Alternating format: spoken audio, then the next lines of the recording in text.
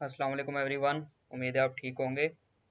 आज हम लोग बात करने वाले हैं लिफ्टिंग स्टेट अप के कॉन्सेप्ट के बारे में रिएक्ट के अंदर और रिएक्ट राउटर के बारे में। रिएक्ट राउटर क्या होता है और इसका यूज़ क्या है। सबसे पहले हम अगर बात कर लें लिफ्टिंग स्टेट अप की, तो बेसिकली होता क्या है हमारे पास, आप ऐसा समझ लें कि हमारे पास दो कंपोनेंट्स हैं। एक ये कंपोनेंट है जिसको मैं नाम दे देता हूँ ए, और एक ये कंपोनेंट है उसको मैं नाम दे देता हूँ बी। अब होता क्या है कि इन दोनों स्टेट्स के दरमियान में कुछ मेरे पास, सॉरी, इन दोनों कंपोनेंट के दरमियान में मेरे पास कोई ऐसी स्टेट होती है जो कि इन दोनों ने जो है वो आपस में शेयर करनी होती है। मतलब जो ए की स्टेट है वो उसने बी के साथ भी शेयर करनी है। लेकिन अभी तक हम लोग क्या कर रहे थे कि हमने जो है वो ए के अंदर एक स्टेट अलहदा से बनाई। मान लो कि इसके अंदर मैं स्टेट बना रहा हूँ नेम की, ठीक है, और वो नेम जो है वो बी कंपोनेंट के अंदर भी ज़रूरत है। तो मैंने इसकी अलहदा से अपनी स्टेट बना ली यूं कॉन्स्ट, और इसकी मैंने स्टेट बना ली नेम की। Sorry for my writing, mouse के साथ जो है ना राइटिंग नहीं होती इसके अंदर, या स्केच बोर्ड के ऊपर। अच्छा, और जो बी स्टेट है, अब मुझे इसके अंदर भी नेम चाहिए, तो मैं इसके अंदर अलहदा से जो है वो एक स्टेट बना लूँगा नेम की। अब इन कंपोनेंट्स के अंदर तो ये बात जो है वो ठीक है, यहाँ तक तो ओके है, ठीक है। ए के अंदर मैंने नेम बनाई और मैं उसके अंदर कुछ प्रोसेस वगैरह यूज़ कर जो है ना वो कर रहा हूँ, उसको यूज़ कर रहा हूँ। लेकिन मुझे जो है बी के अंदर भी नेम की स्टेट चाहिए, लेकिन बी की जो मुझे स्टेट चाहिए वो इसकी अपनी अपनी नहीं होनी चाहिए। नेम की स्टेट वो मुझे चाहिए ए के पास से। मैं बेसिकली क्या करना चाहता हूँ, यहाँ पर जो बी की स्टेट है वो ए से लेना चाहता हूँ, यानी ए के साथ शेयर करना चाहता हूँ। मैं अपनी अलहदा एक स्टेट बनाकर उसको मैनेज करना या चेंज करना नहीं चाहता। अब हमने एक कॉन्सेप्ट पढ़ा हुआ है प्रॉप्स का, ठीक है। प्रीवियसली हमने पढ़ा प्रॉप्स बेसिकली क्या करता है कि हम लोग कंपोनेंट्स के दरमियान में जो है ना वो इंटर कंपोनेंट्स जो है वो डाटा एक्सचेंज करते हैं, यानी डाटा ट्रांसफर करते हैं। एक्सचेंज नहीं करते, सॉरी, ट्रांसफर करते हैं। तो उसमें होता क्या है कि एक यहाँ पर हमारे पास एक पेरेंट कंपोनेंट होता है और एक चाइल्ड कंपोनेंट होता है। और मैं यहाँ पर क्या करता हूँ कि पेरेंट के थ्रू जो है वो चाइल्ड के अंदर कुछ डाटा जो है वो सेंड कर देता हूँ, जिसमें हम यूज़ करते हैं प्रॉप्स का कॉन्सेप्ट। प्रॉप्स में बेसिकली हम यहाँ पर क्या करते हैं कि यहाँ पर जो चाइल्ड का कंपोनेंट है उसके टैग का नेम लिख लेते हैं और वहाँ पर हम प्रॉप्स भेज देते हैं। जैसे मैं यहाँ पर नेम भेजना चाहता हूँ चाइल्ड के अंदर, तो मैं यहाँ पर नेम लिख के यहाँ पर जो है वो कोई भी वैल्यू जो है वो सेंड कर दूंगा, ठीक है। जब मैं चाइल्ड के कंपोनेंट के अंदर आऊँगा तो मैं उसको वहाँ पर ऑब्जेक्ट, चूँकि यहाँ पर ये एज अ ऑब्जेक्ट जाता है, तो उसको डी स्ट्रक्चर करके यहाँ पर नेम लिख कर जो है ना वो यहाँ पर उसको चाइल्ड कंपोनेंट के अंदर यूज़ कर सकता हूँ बेसिकली। और पेरेंट कंपोनेंट के अंदर मैं इसकी एक स्टेट बना लूँगा नेम की। यहाँ पर जो है वो नेम मैं सेट कर रहा हूँ या कहीं किसी एपीआई के थ्रू या किसी डेटाबेस के थ्रू उसको ले रहा हूँ, गेट कर रहा हूँ, कुछ भी कर रहा हूँ। मतलब वो नेम मैंने उठा के जो है ना वो चाइल्ड में भेज दिया। अब ये जो कॉन्सेप्ट है ये तो प्रॉप्स वाला, ये तो सिर्फ पेरेंट से आप चाइल्ड के अंदर जो है ना वो चीज़ भेज रहे हो। लेकिन इसमें शेयरिंग का कॉन्सेप्ट नहीं है, यहाँ पर सिर्फ पेरेंट चाइल्ड वाला कॉन्सेप्ट है, यानी ऊपर से चीज़ नीचे आ रही है। अब यहाँ पर हम लोग क्या करना चाह रहे हैं, यहाँ पर हम स्टेट्स को शेयर करना चाह रहे हैं, क्योंकि बी को जो स्टेट चाहिए वो उससे ए से चाहिए, उसको अपनी एक स्टेट अलहदा से बनाकर उसको मैनेज नहीं करनी। तो इसमें हमारे पास क्या कॉन्सेप्ट आ जाता है, lifting state up. Lifting state up का हमारे पास क्या मतलब है, नीचे नहीं होता ये। अच्छा, ये जो है ना स्केच बोर्ड ये लंबा नहीं होता, 1 मिनट में कोई और ढूंढता हूँ। अच्छा जी, ये कुछ बेहतर मुझे ये मिल गया है। इसके अंदर हम काफ़ी जो है ना वो अनलिमिटेड स्पेस है, तो चीज़ें समझाना इजी होंगी। अच्छा, तो हम डिस्कस कर रहे थे लिफ्टिंग स्टेट अप के बारे में। तो अब यहाँ पर बेसिकली हम लोग एग्जांपल दे रहे थे कि हमने शेयर करनी हो आपस में, दो कंपोनेंट्स के दरमियान में डाटा को शेयर करना हो, स्टेट्स को शेयर करना हो। ये हमारे पास ए है, ये हमारे पास बी है, तो वो हम कैसे करेंगे। अब प्रॉप्स वाला जो है वो तो सिर्फ पेरेंट्स से जो है वो पेरेंट कंपोनेंट से चाइल्ड कंपोनेंट के अंदर जो है वो डाटा ट्रांसफ़र कर सकता है, लेकिन जब मैंने इन दोनों के दरमियान में डाटा शेयर करना है तो मैं वो कैसे करूँगा।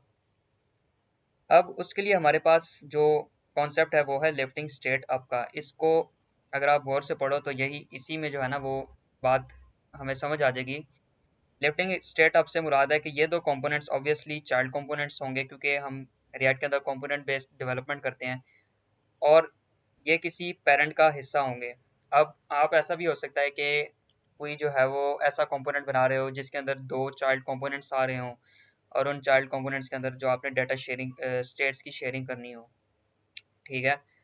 और अगर आपके पास इसके पेरेंट्स अवेलेबल ना भी हों तो ये दो components obviously at the end of the day आप ऐप का जो हमारे पास बाय डिफ़ॉल्ट एक कंपोनेंट होता है जिसके अंदर हम ये चाइल्ड कंपोनेंट्स जो है ना वो डालते हैं, तो ऐप का कंपोनेंट तो आपके पास होगा ही, ठीक है। तो आपने क्या करना है कि जो ए और बी की जो स्टेट्स हैं, बजाय इसके कि आप उसको अलग-अलग उनकी अपनी स्टेट्स मैनेज करने दें, आप इसको जो है वो उसकी स्टेट को उठाकर जो है वो यहाँ पर ले आए ऐप डॉट JSX में, मतलब जो ऐप वाला कंपोनेंट है उसके अंदर यहाँ पर आप स्टेट बना लें कॉन्स्ट। और अगर आप यहाँ नेम की स्टेट जो है ना वो शेयर करना चाह रहे थे तो आपने यहाँ क्या कर लिया, नेम, और इसका कोई मेथड होगा हमारे पास सेट नेम का। तो मतलब इस तरह समझ लें कि ये नेम का एक स्टेट बन गई और एक उसका मेथड हो गया। अब आप क्या कर रहे हो कि यहाँ पर ए में मान लो कि आप जो है ना वो एक इनपुट डाला हुआ है आपने, जिससे आप जो है वो नेम जो है वो गेट कर रहे हो, यूजर से ले रहे हो, एपीआई से ले रहे हो, डेटाबेस से उठा रहे हो, कहीं से भी उठा रहे हो। आप सेट नेम के मेथड से क्या कर रहे हो, बेसिकली नेम की वैल्यू सेट कर रहे हो, और नेम जो है वो आप डिस्प्ले करवा रहे हो पी के अंदर। तो ऐसा समझ लो कि यहाँ से आप इनपुट ले रहे हो, यहाँ से आप डिस्प्ले कर रहे हो। तो आपने क्या किया, इन दोनों की बजाय इसके कि आप अलग-अलग स्टेट्स बनाओ, आपने यहाँ पर क्या किया, इन दोनों इनकी स्टेट्स को उठाकर यानी लिफ्ट करके ऊपर ले आए पेरेंट के पास। ये चाइल्ड है, चाइल्ड से ऊपर हमारे पास पेरेंट है। अब पेरेंट क्या करेगा कि प्रॉप्स के थ्रू जो है वो इन दोनों में आपस में जो है वो डाटा शेयरिंग करेगा, ठीक है। अब यहाँ पर प्रॉप्स का भी कॉन्सेप्ट आ गया, लेकिन पहले हमने बात की थी कि प्रॉप्स तो सिर्फ चाइल्ड से पेरेंट तक के लिए होता है। तो जी, चाइल्ड से पेरेंट तक के लिए ही होता है प्रॉप्स। लेकिन हम चूंकि यहाँ पर डाटा शेयरिंग करवाना चाह रहे थे तो हमने क्या किया कि बजाय इसके कि ए कंपोनेंट की अपनी एक नेम की स्टेट हो, ठीक है, और बी कंपोनेंट की अपनी एक नेम की स्टेट हो, तो मैंने क्या किया, दोनों की स्टेट्स को उठाया और यहाँ पर पेरेंट के अंदर ले गया और एक ही स्टेट बना दी, और इन दोनों के अंदर जो है वो मैंने दोनों स्टेट्स जो है वो शेयर कर दी। अब क्या होगा कि इन दोनों की स्टेट्स आपस में सिंक्रोनाइज्ड होंगी, यानी यहाँ पर जो नेम के अंदर चेंजेस आ रही होंगी वो ऑब्वियसली बी के अंदर रिफ्लेक्ट हो रही होंगी। क्यों? क्योंकि ये दोनों आपस में शेयर्ड हैं, कनेक्टेड हैं। ऐसा नहीं है कि मैं यहाँ पर नेम जो है वो अलहदा से बनाया, यहाँ पर अलहदा से बनाया, तो यहाँ नेम कुछ और होगा, यहाँ नेम कुछ और होगा। तो इससे क्या होता है कि आप जो है ना वो दोनों स्टेट्स में डुप्लीकेशन को रोक देते हो, ठीक है। स्टेट्स जो है वो डुप्लीकेट नहीं होती, इंस्टेड आप उसको उसके पेरेंट कंपोनेंट के अंदर ले जाते हो।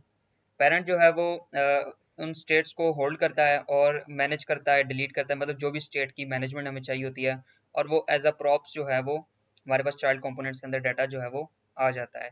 इससे ये भी आप कर सकते हो, इससे क्या अवॉइडेंस आप कर सकते हो बेसिकली, कि आप इन दोनों को आपस में सिंक्रोनाइज यानी कनेक्टेड कर सकते हो। यहाँ पर चेंजेस हैं वो यहाँ पर रिफ्लेक्ट हो जाएंगी, यहाँ चेंजेस है तो वो यहाँ रिफ्लेक्ट हो जाएंगी। सेकेंडली आपको जो है वो कन्फ्यूजन नहीं रहेगी कि कौन सा कंपोनेंट जो है वो डाटा को कंट्रोल कर रहा है। क्यों?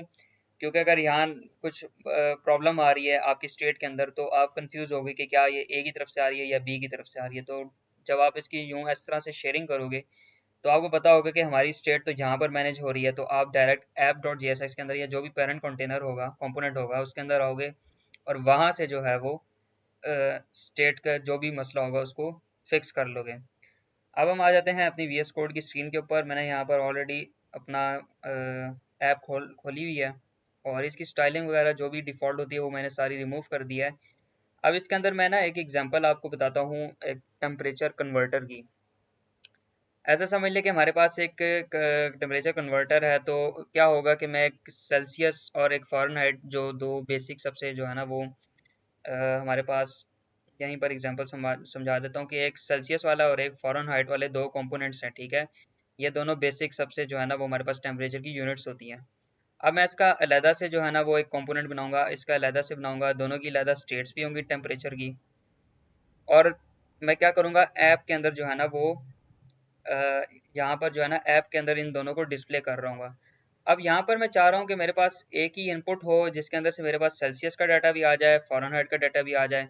लेकिन चूंकि ये दोनों अलग-अलग स्टेट्स होंगी इनके अंदर, मतलब इनका टेम्परेचर जो है वो हमारे पास यहाँ पर अलहदा होगा। यहाँ सेल्सियस का अलहदा स्टेट की टेम्परेचर होगी, टेम्परेचर की स्टेट होगी, यहाँ पर फॉरेन हाइट की अलहदा होगी। मैं क्या चाहता हूँ कि दोनों की एक ही स्टेट हो जाए, मतलब मैं एक ही इनपुट एंटर करूँ और दोनों में जो है ना वो चेंजेस मेरे पास आ जाए, यानी सेल्सियस में भी टेम्परेचर आ जाए और फॉरेन हाइट में भी मेरे पास टेम्परेचर आ जाए। तो मैं क्या करूँगा कि मैं इन दोनों की स्टेट्स को लिफ्ट करके इनके किसी पेरेंट कंपोनेंट के अंदर ले आऊँगा, यानी फ़िलहाल के लिए app.jsx। अगर ये किसी ऐप का हिस्सा है, किसी बड़ी एप्लीकेशन या वेबसाइट का हिस्सा है, तो आप क्या करोगे, इनका जो नियरेस्ट पेरेंट होगा, नियरेस्ट से मुराद जिस पेरेंट कंपोनेंट के अंदर ये डायरेक्ट चिल्ड्रंस होंगे, तो आप उस पेरेंट कंपोनेंट के अंदर इनकी स्टेट्स को लिफ्ट कर दोगे। तो मैं यहाँ पर किस में कर रहा हूँ, app.jsx में इनकी स्टेट्स को लिफ्ट कर दूंगा और प्रॉप्स के थ्रू दोनों में जो है वो डाटा शेयर कर दूंगा। वो मैं कैसे करूँगा, अब हम लोग क्या करते हैं, यहाँ पर दो कंपोनेंट्स बनाते हैं। सबसे पहले आपने क्या करना है, SRC के अंदर एक फोल्डर बनाना है कंपोनेंट्स का, जिसके अंदर हमारे पास तमाम यूआई के रीयूजेबल जितने भी कंपोनेंट्स होंगे, पीसेज होंगे, वो हम इसके अंदर स्टोर करेंगे। तो कंपोनेंट्स का हमने एक फोल्डर बनाया। एक इसके अंदर मैं कंपोनेंट बना लेता हूँ सेल्सियस का।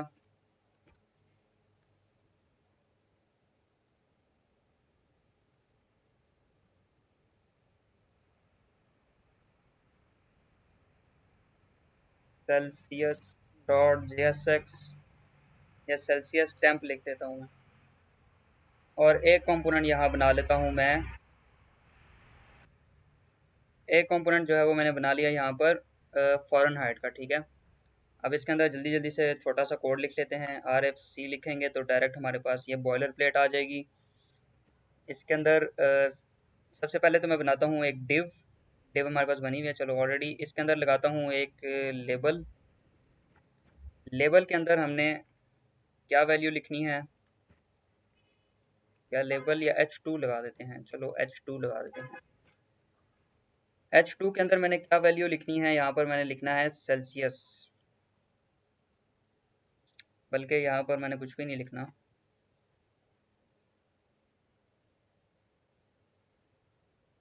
अच्छा जी, वापस आते हैं अपने। यहाँ पर हम लोग जो है ना वो लिखेंगे लेबल। ऑब्वियसली मैंने थोड़ा सा गड़बड़ कर दी थी। लेबल हम क्यों लिख रहे हैं, क्योंकि इसके नीचे हम लगा रहे हैं इनपुट, तो लेबल हम इसलिए लगाएंगे कि हमें पता हो कि हम किस इनपुट के लिए ये लेबल लगा रहे हैं एक्चुअली। मैं यहाँ लिख दूंगा सेल्सियस, सेल्सियस। और आप यहाँ HTML फॉर लगा के उसको इनपुट के साथ जो है वो कनेक्ट भी कर सकते हो, ताकि जब आप लेवल पर क्लिक करो तो वो उस इनपुट के ऊपर उसका फोकस चला जाए। लेकिन टू कीप थिंग्स बेसिक अभी हम वो काम नहीं कर रहे। और यहाँ पर मैं क्या करूँगा, इनपुट लगा लूँगा जिसकी होगी टाइप टेक्स्ट। इसकी वैल्यू को मैं बाइंड कर दूंगा सेल्सियस से, सेल्सियस। और यहाँ पर जो है वो ऑन चेंज के मेथड के अंदर जो है वो मैं एक मेथड लगा दूंगा ई इवेंट। हमने सबसे पहले तो इवेंट कैप्चर करना है, और इवेंट कैप्चर में हमने क्या करना है, on Celsius change, on Celsius.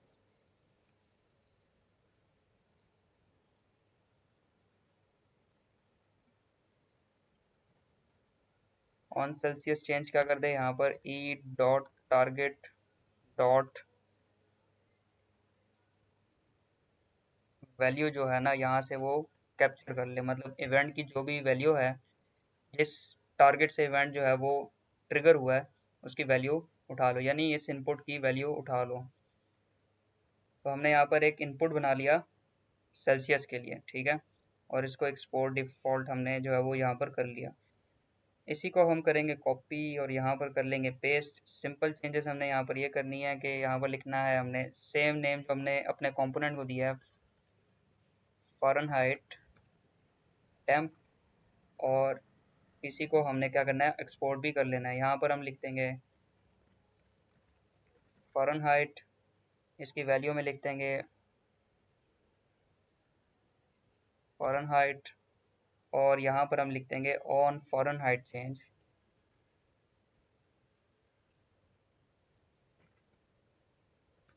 Spelling का खास ख्याल रखना है, बस ये सिंपल था। हमारे पास दो इनपुट्स बेसिकली कंपोनेंट हमारे पास क्या हो गए, बन गए। एक के अंदर हम सेल्सियस का इनपुट ले रहे हैं और एक के अंदर हम फ़ारेनहाइट का इनपुट ले रहे हैं। अब मैं करना क्या चाह रहा हूँ बेसिकली यहाँ पर कि मैं चाहता हूँ कि मैं अगर सेल्सियस के अंदर कुछ टाइप करूँ, तो जो मेरे पास फ़ारेनहाइट है वो वाला डाटा, इसका मतलब फ़ारेनहाइट में ये टेम्परेचर जो है ना वो कन्वर्ट होकर डिस्प्ले हो जाए। और अगर मैं फॉरेन हाइट में कुछ टाइप करूँ तो उसका टेम्परेचर जो है वो कन्वर्ट हो गया मेरे पास सेल्सियस में जो है वो आ जाए। अब आप देख रहे हो कि दोनों में जो है ना वो स्टेट्स आपस में एक्चुअली शेयर हो रही हैं। क्यों? क्योंकि यहाँ से भी मैं इसका जो है ना वो इस वैल्यू उठा रहा हूँ और मैं इसकी यहाँ से भी वैल्यू जो है वो उठा रहा हूँ। लेकिन अब मैं इसकी यहाँ पर अलहदा से इसके अंदर स्टेट बना लेता इस तरीके से, तो इसकी अलहदा स्टेट होती तो यहाँ पर जब चेंज होता तो वो यहाँ पर रिफ्लेक्ट ना होता। क्यों? क्योंकि ये स्टेट्स आपस में कनेक्टेड नहीं है, हर कंपोनेंट की अपनी एक स्टेट है। तो मैंने क्या किया यहाँ पर, बजाय इसके कि यहाँ पर स्टेट्स बनाऊँ, इसको कर लेता हूँ सेव। मैंने क्या किया, मैं ऐप डॉट JSX के अंदर आया और मैंने यहाँ पर जो है वो एक स्टेट बना ली सेल्सियस के लिए। क्या जब हम सेल्सियस में टाइप करें तो ऑब्वियसली सेल्सियस को हम फ़ारेनहाइट में कन्वर्ट कर रहे होंगे, तो उसके लिए मैं यहाँ पर एक स्टेट बना लूँगा सेल्सियस के लिए। तो मैं क्या करता हूँ, यहाँ पर अपने ऐप डॉट JSX के अंदर कॉन्स लिखा, स्टेट बनाई सेल्सियस, और यहाँ पर इसका एक मेथड बनाया सेटर वाला, सेट सेल्सियस, और यूज स्टेट हमने लगाई। इसको इनिशियल वैल्यू जो है वो दे देंगे फिलहाल के लिए एम्प्टी स्ट्रिंग। ठीक है। उसके बाद अब यहाँ पर जो है ना मैं क्या करना चाहता हूँ, यहाँ पर डिव के अंदर आया और मैंने यहाँ पर सबसे पहले सेल्सियस टेम्प जो हमारे पास कंपोनेंट है वो लगा लिया। और इसने मुझे ऑटो सजेशन नहीं दी, तो आपने क्या करना है, ये क्योंकि सेल्फ क्लोजिंग होता है हमारे पास कंपोनेंट्स, तो आपने इस तरीके से जो है ना वो टैग लिखना है। अब मैंने यहाँ पर इसको किया लेकिन इम्पोर्ट जो है ना वो यहाँ पर नहीं हुआ। और अगर हम इसमें जाएं, अच्छा इसने एरर भी नहीं दिया यहाँ पर।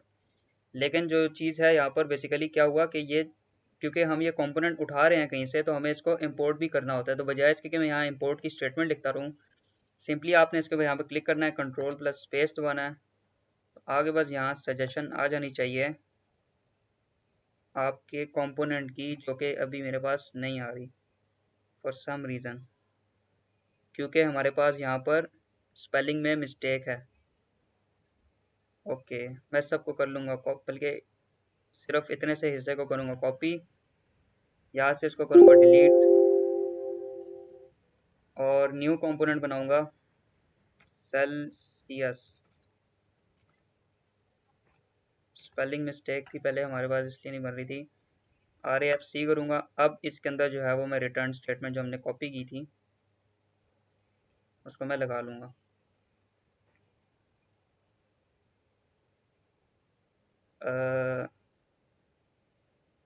अभी भी हमने स्पेलिंग मिस्टेक कर ली है, यहाँ पर ऐसा आता है, लेकिन चलो खैर है, कोई मसला नहीं।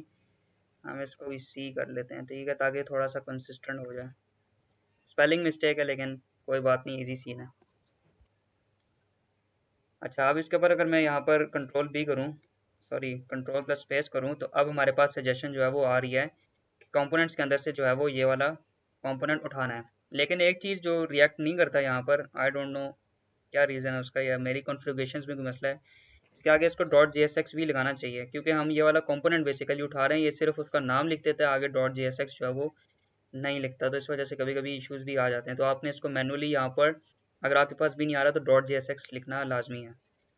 ये हमने लगा दिया एक,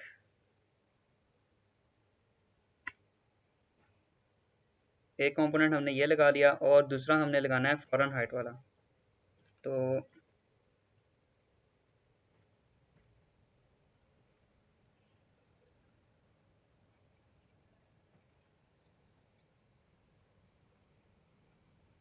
अच्छा, ये ऑटोमेटिकली इसकी सजेशन आ गई यहाँ पर, फ़ारेनहाइट इंपोर्ट हो गया, और इसको हमने कर लेना है क्लोज।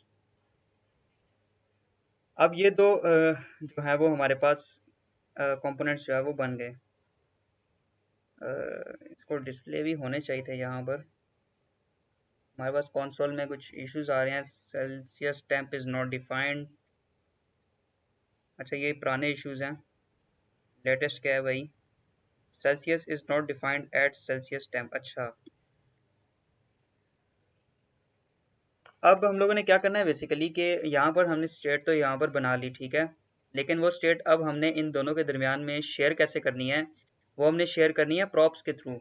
प्रॉप्स हम लोग यहाँ पर कैसे सेंड करते थे, जैसे हम HTML के एलिमेंट्स में एट्रीब्यूट्स लगाते थे, तो इसी तरह हम यहाँ पर क्या करेंगे, प्रॉप्स भी लगा देंगे उसी तरीके से।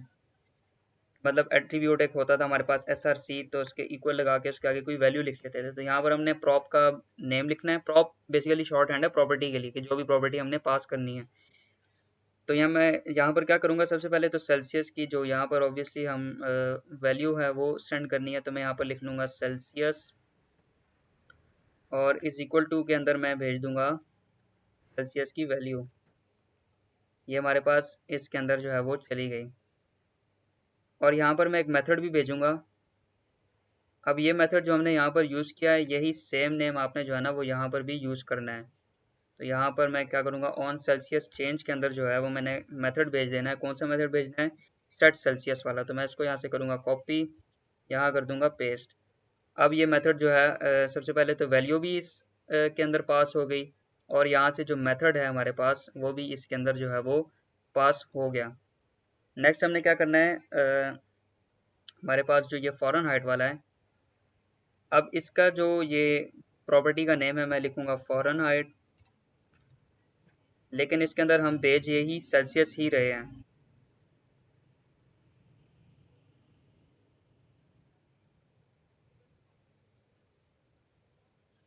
अच्छा, यहाँ पर हम लोग क्या करेंगे, एक और चीज़ भी हमने करनी थी। हमने क्योंकि ये वाली सेल्सियस की वैल्यू को बेसिकली फॉरेन हाइट में जो है वो कन्वर्ट भी करना है, तो हम लोग यहाँ पर क्या करेंगे, एक फॉरेन हाइट का वेरिएबल बनाएंगे। अब हम लोगों ने स्टेट नहीं बनानी, अब हमने वेरिएबल बनाना है,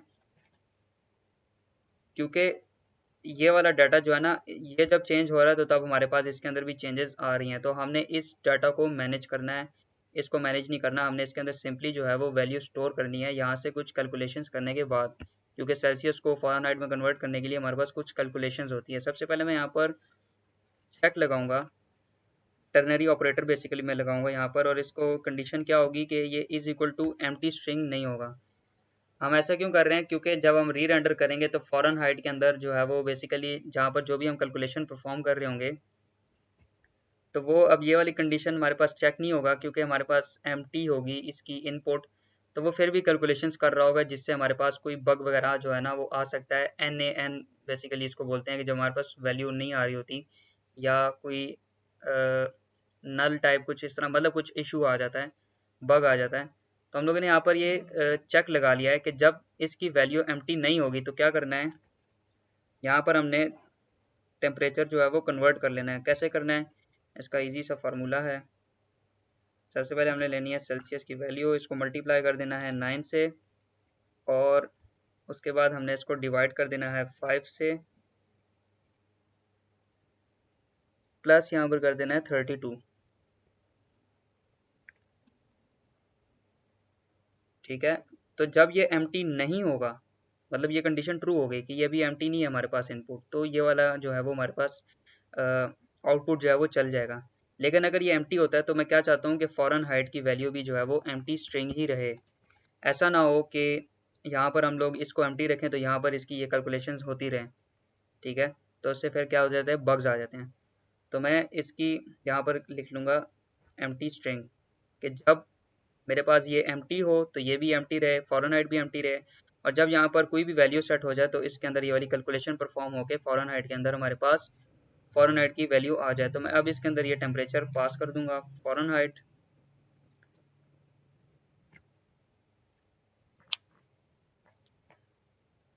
और यहाँ पर एक और मैं प्रॉप भेजूंगा ऑन फॉरेनहाइट चेंज। अब इसके अंदर जो है वो मैं यहाँ पर एक अलग से फंक्शन बना के जो है ना वो भी सेंड कर सकता हूँ, लेकिन मैं यहाँ पर क्या करूँगा, इसी के अंदर जो है ना वो लॉजिक लिख दूंगा फंक्शन की। लॉजिक क्या होगी, हमारे पास एक एरो फंक्शन बनाते हैं सबसे पहले, और यहाँ पर हम लोग क्या करेंगे, वैल्यू पास करेंगे, और वैल्यू क्या करेगी, हमारे पास जो ये सेट सेल्सियस का मेथड है बेसिकली, क्योंकि अब हम लोग जो यहाँ पर जो फंक्शन परफॉर्म कर रहे हैं, जब हम इसके अंदर कोई टाइपिंग करेंगे, मतलब अगर हम सेल्सियस वाले टेम्परेचर के अंदर टाइपिंग करें तो वो तो ऑब्वियस सी बात है कि वो यहाँ पर हमारे पास फॉरेन हाइट के अंदर जो है वो टेम्परेचर कन्वर्ट करके हमें दे देगा इसके थ्रू। लेकिन जब हम चाहते हैं कि जब हम इसके अंदर कोई टाइपिंग करें तो वो क्या करे, सेल्सियस का टेम्परेचर हमारे पास दे दें, तो हम लोग यहाँ पर जो है वो ये वाली लॉजिक लिखते हैं। तो यहाँ पर हम क्या करेंगे, सेट सेल्सियस, और यहाँ पर सिंपल वही फार्मूला हमारे पास होगा, लेकिन इस दफ़ा हमने प्लस नहीं करना है, इस दफ़ा हमने माइनस करना है। और मल्टीप्लाई और डिवाइड का भी थोड़ा सा हमने चेंज करना है। तो सेट सेल्सियस के अंदर मैं क्या लिख दूंगा, यहाँ पर वैल्यू जो कि हम लोग यहाँ से उठा रहे हैं -32। ये थोड़े मैथ के लेक्चर जो है ना वो बीच में आ जाते हैं, तो उसके लिए माजरत, क्योंकि ये एग्जांपल देनी है तो फिर इसमें कुछ ना कुछ तो हमें बताना ही है। तो चलो थोड़ी सी फिजिक्स मैथ्स भी आप सीख लें। अच्छा, वैल्यू के अंदर से हमने 32 माइनस किया और क्या किया हमने, यहाँ पर इसको मल्टीप्लाई कर लिया 5 से, देन हमने इसको डिवाइड कर लिया 9 से। ये हमारे पास जो है वो फ़ारेनहाइट टू सेल्सियस का जो है ना वो आ गया फार्मूला।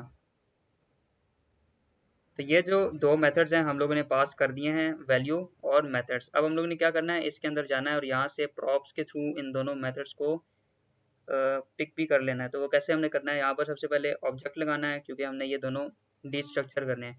अच्छा, एक और तरीका भी होता है, अगर आप यहाँ पर डीस्ट्रक्चर नहीं करना चाहते तो आप सिंपली यहाँ प्रॉप्स लिख सकते हो,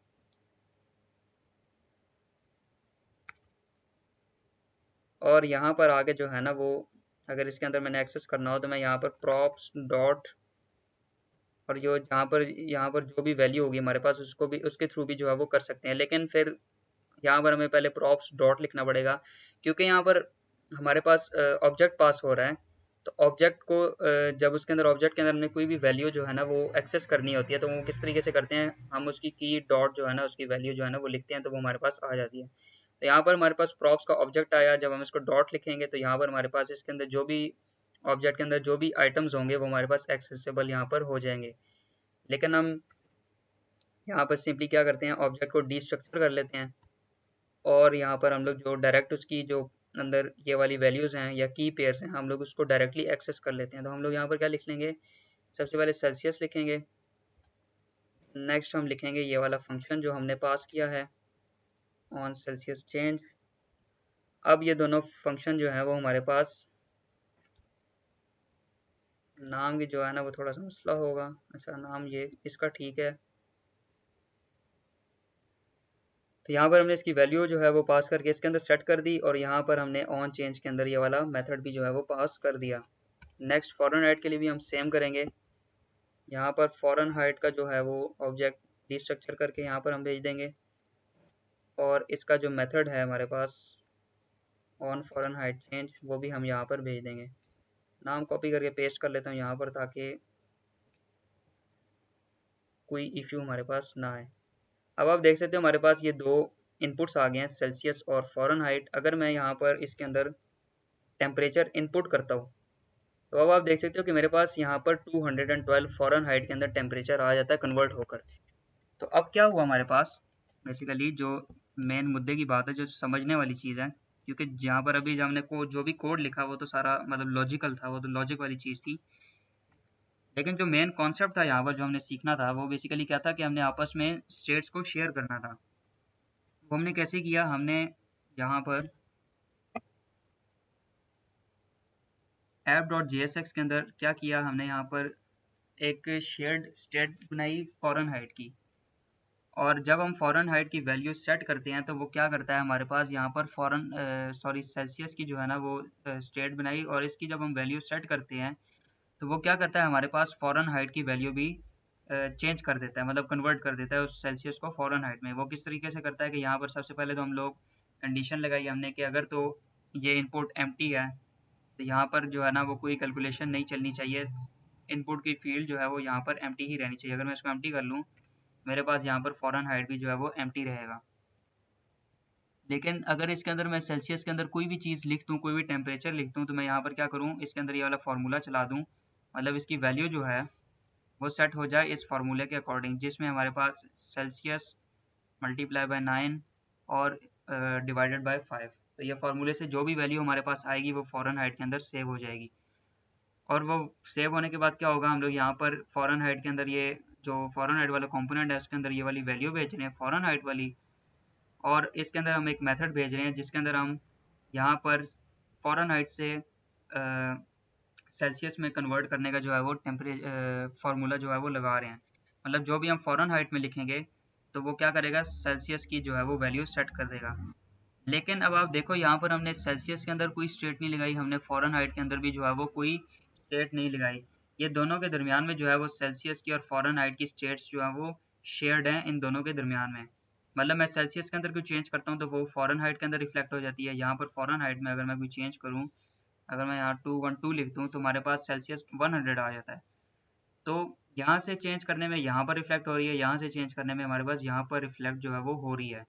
वो किस तरीके से हो रही है कि हमने इनके दरमियान जो है वो स्टेट्स को शेयर्ड किया हुआ है। शेयर्ड कैसे किया हमने, बजाय इसके कि हम इनके अंदर अलग-अलग इनकी स्टेट्स बनाए, हमने app.jsx जो कि इसका नियरेस्ट पेरेंट है उसके अंदर स्टेट बनाई, और वहाँ से एज अ प्रॉक्स जो है वो हमने यहाँ पर इन कंपोनेंट्स के अंदर जो है वो पास करवा दी। अब इन दोनों के अंदर सेम ही स्टेट्स जो है ना वो पास हो रही हैं, इन दोनों की अलग-अलग जो है वो स्टेट्स नहीं हो रही। इसलिए जब हम यहाँ पर सेल्सियस में कोई टेम्परेचर टाइप करते हैं तो वो फ़ारेनहाइट में भी हमारे पास आ जाता है, और अगर हम फ़ारेनहाइट के अंदर कोई टेम्परेचर टाइप करते हैं तो वो सेल्सियस में भी हमारे पास कन्वर्ट होके आ जाता है। अगर हम यहाँ पर इसकी अलग-अलग स्टेट्स बनाते हैं तो यहाँ पर सेल्सियस में चेंज करने पे फ़ारेनहाइट पे फ़र्क ना पड़ता, फ़ारेनहाइट पे चेंज करने पे हमारे पास सेल्सियस में फ़र्क जो है वो ना पड़ता।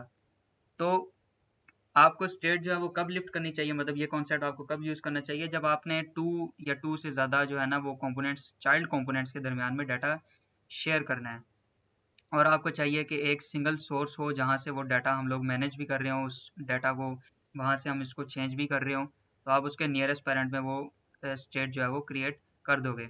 और इससे ये भी होता है कि हमारे पास डुप्लीकेट स्टेट्स बनाने से जो है वो हम इसको अवॉइड कर देते हैं, और इससे हमारे पास बग्स भी जो है वो इश्यूज जो है वो बेसिकली नहीं आते। इसकी ज़्यादा स्टेट नहीं होगी, इसकी ज़्यादा स्टेट नहीं होगी, तो हमारे पास इश्यूज भी जो है वो कम आएंगे। तो ये था हमारे पास लिफ्टिंग स्टेट। अब का अगर हम इसकी कोई और सिंपल एग्जांपल अगर मेरे माइंड में आ रही हो, क्योंकि इसमें हम थोड़ी सी लॉजिक भी लगाई है, तो एक और कोई सिंपल एग्जांपल मैं सोचता हूँ फिर आपको बताता हूँ।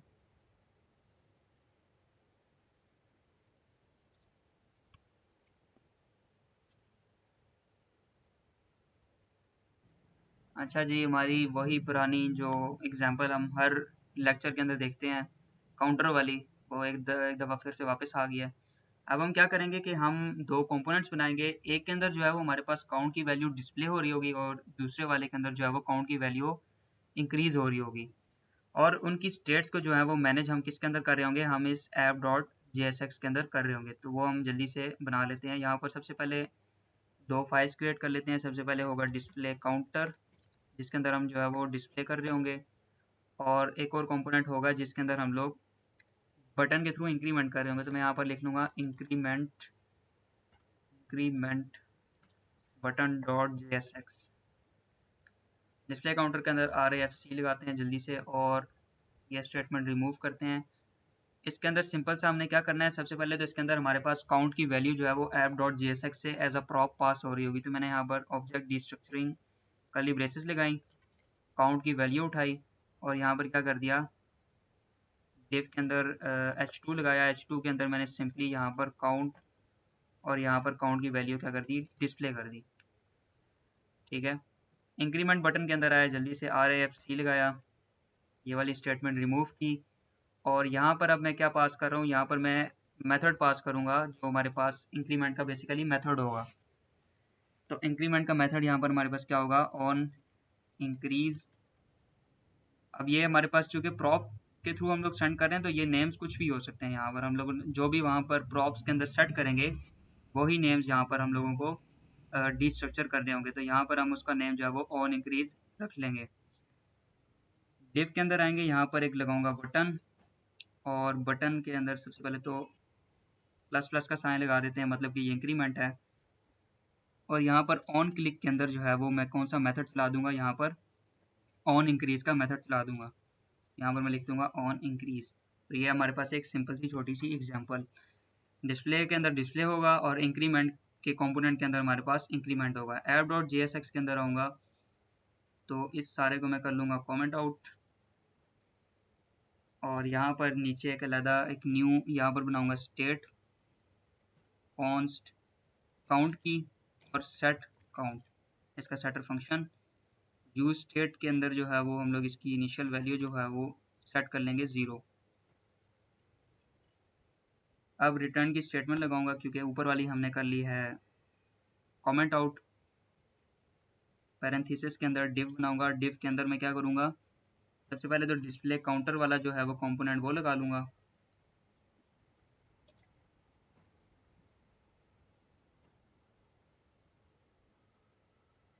इसने उठाया नहीं है यहाँ से कंपोनेंट, अब उठा लिया है और यहाँ पर डॉट JSX भी ऐड कर लिया है। That's very good. Display counter और यहाँ पर बटन जो है वो भी हमने लगाना है, इंक्रीमेंट बटन। अच्छा, जब आप इसको इस तरीके से लिखो, अगर पहले मैंने ये एरो लगाया और फिर आगे उसका नेम टाइप किया तो यहाँ पर हमारे पास ये ऑटोमेटिक सजेशन में आ जाता है, तो दैट्स गुड। अब इन दोनों के अंदर मैंने क्या करना है, प्रॉप सेंड करनी है। डिस्प्ले काउंटर के अंदर मैं क्या सेंड कर दूंगा, यहाँ पर काउंट की वैल्यू बेसिकली सेंड कर दूंगा, जो कि हमारे पास होगी काउंट।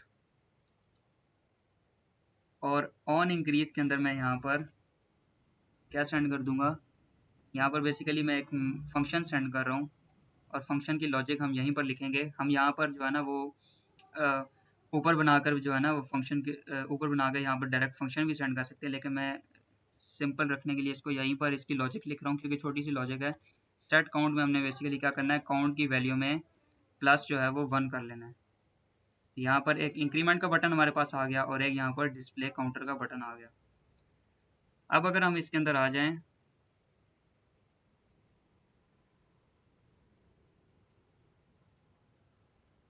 और इसको यहाँ से प्लस करते जाएं तो आप देख सकते हो कि मेरे पास ये काउंट की वैल्यू जो है वो बढ़ती जा रही है। हालांकि ना तो मैंने इस कंपोनेंट के अंदर जो है वो स्टेट बनाई है, ना तो मैंने इस कंपोनेंट के अंदर जो है वो स्टेट बनाई है। मैंने स्टेट बनाई है हमारे पास जो पेरेंट कंपोनेंट है उसके अंदर, और वहाँ पर मैंने क्या किया, इन दोनों के दरमियान में जो है वो डाटा जो है वो स्टेट का शेयर कर दिया। डिस्प्ले काउंटर के अंदर मैंने काउंट का वैल्यू शेयर कर दी और जो इंक्रीमेंट बटन है उसके अंदर मैंने यहाँ पर ये वाला मेथड जो है वो सेट काउंट का उसके अंदर लॉजिक लगा के बेसिकली यहाँ पर शेयर कर दिया। तो ये भी एक सिंपल सी एग्जांपल थी समझाने के लिए कि लिफ्टिंग स्टेट अब हम तब यूज़ करते हैं जब हमने दो या दो से ज़्यादा चाइल्ड कंपोनेंट्स के अंदर जो है वो डाटा शेयर करना हो। तो हम क्या करते हैं, पेरेंट कंपोनेंट के अंदर उसकी स्टेट बनाते हैं और प्रॉप्स के थ्रू जो है वो शेयरिंग कर लेते हैं। तो इससे हमारे पास अलग-अलग स्टेट्स बनाने की ज़रूरत नहीं पड़ती। जो चेंजेस हम यहाँ पर कर रहे होंगे वही हमारे पास दूसरे कंपोनेंट के अंदर भी रिफ्लेक्ट हो रही होंगी। जैसे यहाँ पर हम लोग प्लस प्लस कर रहे थे तो यहाँ पर हमारे पास काउंट की वैल्यू इंक्रीमेंट होकर डिस्प्ले हो रही थी। तो ये था लिफ्टिंग स्टेट आपका कॉन्सेप्ट। अच्छा जी, नेक्स्ट हमारे पास जो कॉन्सेप्ट है वो क्या है, रिएक्ट राउटर। अब रिएक्ट राउटर बेसिकली हमारे पास यहाँ पर एक प्लगइन समझ लें या एक एक्सटेंशन समझ लें, रिएक्ट की है बेसिकली, जो कि हमारे हमें क्या इनेबल करती है कि समझ लें आपके पास जो वेबसाइट है उसके अंदर मल्टीपल पेजेस हैं। हमारे पास एक पेज है होम का, इसको मैच का नाम दे दूंगा। एक पेज जो है वो हमारे पास अबाउट का है, इसको मैं ए का नाम दे दूंगा। और एक पेज जो है वो हमारे पास है कॉन्टैक्ट अस का। ठीक है। अब क्या है कि जब आप इन पेजेस के दरमियान में नेविगेट कर रहे होगे तो क्या होगा कि जब आप रिएक्ट राउटर यूज़ नहीं करते, सिंपल यहाँ पर अगर आप ए टैग के थ्रू, क्योंकि हम लोग जब पेजेस के दरमियान में जो है वो नेविगेट करते हैं, हम लोग क्या यूज़ करते हैं, एंकर टैग यूज़ करते हैं, जिसके अंदर हम href के अंदर उस पेज का जो है वो लिंक डाल देते हैं। तो क्या होगा कि जब मैं होम से अबाउट में जाऊँगा तो मेरे पास पूरा पेज जो है वो रीलोड हो जाएगा, पूरा पेज जो है वो रिफ्रेश हो जाएगा। या फिर आप ऐसा समझ लें कि इसी पेज के अंदर आप ऐसा समझ लें हमारे पास कोई डैशबोर्ड का पेज है और इस डैशबोर्ड के अंदर सब पेजेस हैं। सब पेजेस हैं मतलब कि इस डैशबोर्ड के भी कुछ अपने इसके अंदर जो है वो पेजेस हैं। मतलब ये डैशबोर्ड है हमारा, तो इसके अंदर कोई सेटिंग का पेज होगा, कोई इसके अंदर कॉन्फ़िगरेशन का पेज होगा, एनालिटिक्स का एक पेज होगा और यहाँ पर कोई और पेजेस भी हो सकते हैं। तो जब मैं अलग-अलग पेजेस के अंदर जाऊँगा तो क्या होगा कि मेरे पास पूरा जो है ना वो डैशबोर्ड या पूरी ये वाला जो पेज है वो रिफ्रेश हो जाएगा। हालांकि ये तो इस पेज के हिस्सा है तो इनको रिफ्रेश तो नहीं होना चाहिए, तो इससे क्या होगा, परफॉर्मेंस पे जो है वो इम्पैक्ट आएगा।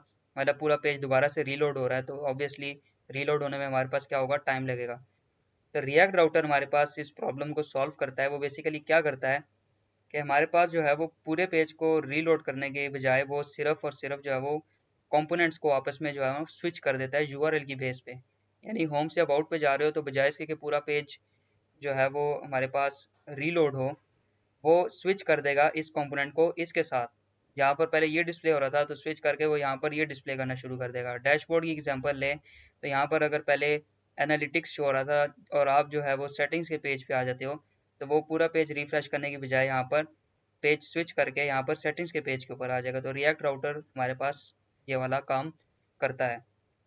अब इसकी अगर हम प्रैक्टिकल एग्जांपल के ऊपर आ जाएं यहाँ पर, और सबसे पहले तो ये जो हमारे पास लाइंस ऑफ कोड लिखी है इनको हम कर देंगे कमेंट आउट, सॉरी, इस तरीके से।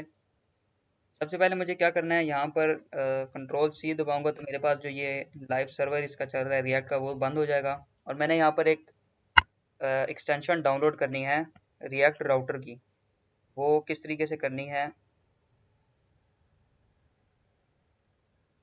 यहाँ पर रिएक्ट राउटर की ये वाली आपने एक लाइन कॉपी कर लेनी है, npm इंस्टॉल रिएक्ट राउटर डोम, ठीक है। ये लाइन आपने करनी है कॉपी और यहाँ पर जो है वो पेस्ट कर लेनी है। तो ये जो है ये वाली एक्सटेंशन या प्लगइन या जो भी आप इसको कह सकते हो वो डाउनलोड कर लेगा हमारे पास।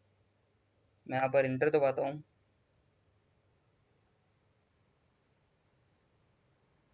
थोड़ा सा ये लगेगा टाइम।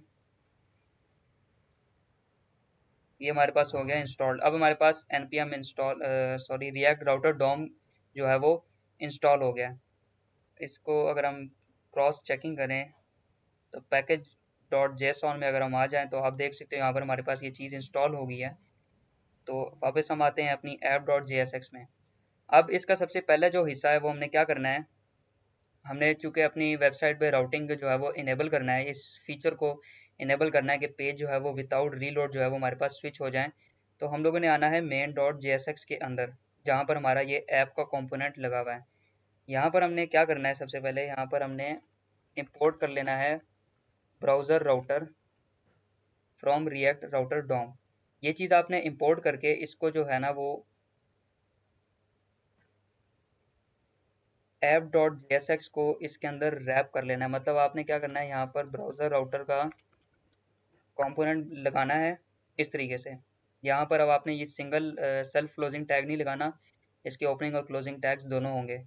इसको यहाँ से कट करके इसके अंदर पेस्ट कर लेना है ताकि हम लोग, ये आपने ब्राउज़र राउटर बेसिकली वहाँ पर लगाना है जिसके अंदर आप जो है ना वो राउटिंग इनेबल करना चाह रहे हो सकता है आप सिर्फ अपनी वेबसाइट के अंदर जो है वो डैशबोर्ड वाले पेज के अंदर जो है वो इनेबल करना चाह रहे हो।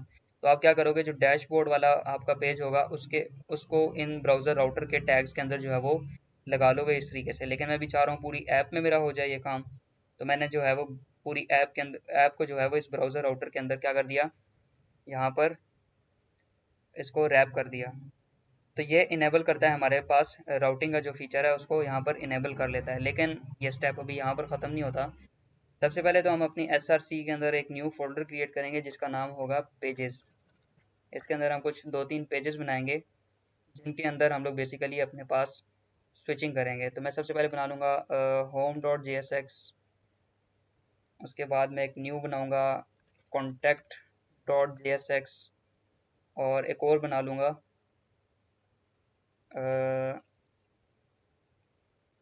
About dot J S x का, ठीक है। होम के अंदर आएंगे, सिंपल यहाँ RAFC करेंगे, बस ज़्यादा कुछ नहीं करेंगे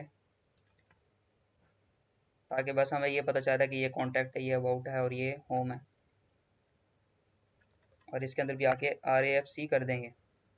अब हमने क्या करना है, अपनी app dot J S x के अंदर आ जाना है और यहाँ पर क्या करना है, सबसे पहले तो एक हम नैव बार टाइप यहाँ पर बनाएंगे। अब ये काम तो वैसे हमें बेसिकली कंपोनेंट बना के करना चाहिए, लेकिन for the sake of example हम लोग सिंपली यहाँ पर क्या करेंगे, एक नैव का टैग लगाएंगे। अब इसके अंदर आपने क्या करना है, नेविगेशन लिंक्स हम लोग पहले जो एंकर टैग्स के थ्रू लगाते थे वो अब हमने लगाने हैं लिंक का टैग, जो कि हमें रिएक्ट राउटर जो है वो प्रोवाइड करता है। एंकर टैग जो है वो पूरे पेज को रीलोड कर देता है। लिंक का टैग हमारे पास क्या करता है, रीलोड किए बगैर जो है वो हमारे पास पेज जो है ना वो वहाँ पर लोड कर लेता है। ऐसा समझ लो कि स्विच कर लेता है, उस वो रीलोड नहीं करता है जिस तरह हमारे पास एंकर टैग रीलोड करता है। तो यहाँ पर मैं क्या करूँगा, सबसे पहले लिंक लगाऊंगा। लिंक हमने इंपोर्ट करना है चूँकि, और ये सेल्फ क्लोजिंग होता है, नहीं सॉरी ये सेल्फ क्लोजिंग नहीं है, लिंक हमने यहाँ पर लगाया और यहाँ पर इसको इंपोर्ट भी कर लिया रिएक्ट राउटर डोम से। अब इसके अंदर मैं क्या करना चाहता हूँ, यहाँ पर आपने जिस तरह हम लोग एच रेफ लगाते थे एंकर के अंदर, तो यहाँ पर हमने क्या लिखना है, टू लिखना है और यहाँ पर जो है वो पाथ लिख लेना है कि बेसिकली ये वाला लिंक जो है वो किस पाथ पे जा रहा होगा। तो हमने लगाना है ये होम के लिए। तो होम जो है वो हमारे पास हमेशा इस तरह से स्लैश वाले पाथ के अंदर पड़ा होता है। सॉरी, यहाँ कर्ली ब्रेसेस नहीं लगेंगी, यहाँ स्ट्रिंग लगेगी। यहाँ पर हम लोग जो है वो स्लैश लिख देंगे क्योंकि ये डिनोट करता है कि हमारे पास होम है। जैसे ही हम स्लैश के यूआरएल के ऊपर आएंगे तो हमारे पास होम का पेज जो है वो आ जाएगा। इसको इसी तरह से नीचे कॉपी करते हैं, यहाँ पर लिख लेते हैं अबाउट और यहाँ पर लिख लेते हैं कॉन्टैक्ट। स्लैश के आगे यहाँ हम लिंक डाल देंगे अबाउट का, मतलब इस पर क्लिक करो तो अबाउट पे चला जाएगा और इस पर क्लिक करो तो कॉन्टैक्ट। तो ये हमने बना लिया नैव बार जिसके अंदर हमने लिंक का टैग लगाया एक ही जगह, और यहाँ पर टू के अंदर हमने जो है वो जिस पाथ के अंदर हमने बेसिकली जाना है वो लिख लिया, यहाँ पर अबाउट, यहाँ पर कॉन्टैक्ट। अब जो है वो मैं इन जो ये हमारे पास कंपोनेंट्स हैं बेसिकली इनको अटैच करना चाहता हूँ इनके स्पेसिफिक राउट्स के साथ, क्योंकि अभी हमारे पास जो है वो ये होम का कंपोनेंट या कॉन्टैक्ट का कंपोनेंट किसी राउट के ऊपर अटैच नहीं हुआ हुआ। तो मैं इसके ऊपर यहाँ पर क्लिक करूँगा तो वो यहाँ पर होम के ऊपर, कॉन्टैक्ट के ऊपर या अबाउट के ऊपर नहीं जाएगा। तो मुझे इसको लिंक भी जो है वो करना होगा। तो वो मैं कैसे करूँगा, सबसे पहले मुझे राउट्स का जो है वो टैग लगाना होगा और इसको मैं इंपोर्ट भी जो है वो कर लूँगा। अच्छा, यहाँ इसको डिफ का रैप कर लेते हैं सबको।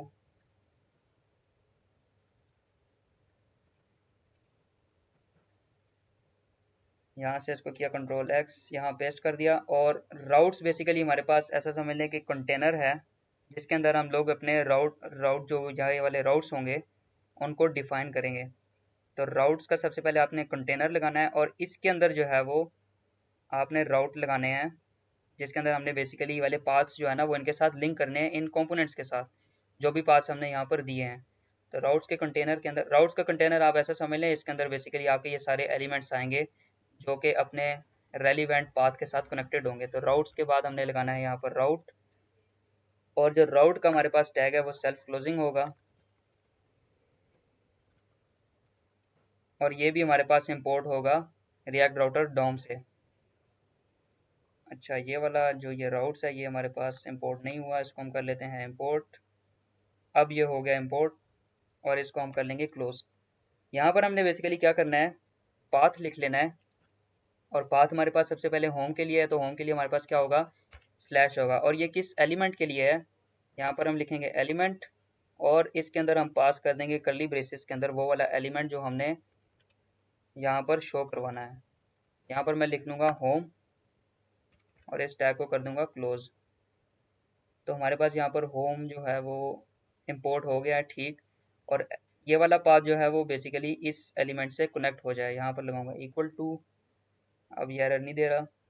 तो जो ये वाला पाथ है वो हमारे पास क्या डिस्प्ले करेगा, जब हम इस पाथ के ऊपर होंगे तो वो क्या डिस्प्ले करेगा, ये वाला एलिमेंट डिस्प्ले करेगा।